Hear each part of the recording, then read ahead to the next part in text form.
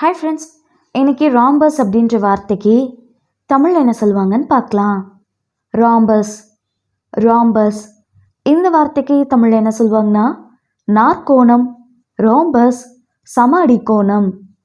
இன்னும் நல்லா புரிஞ்சுக்கிறதுக்காக 2 எக்ஸாம்பிள் சொல்கிறேன்.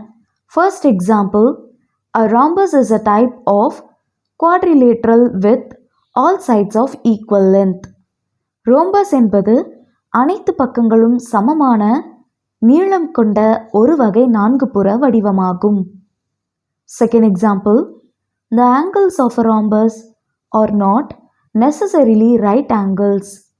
ரோம்பஸின் கோணங்கள் அவசியமாக சரியான கோணங்கள் அல்ல.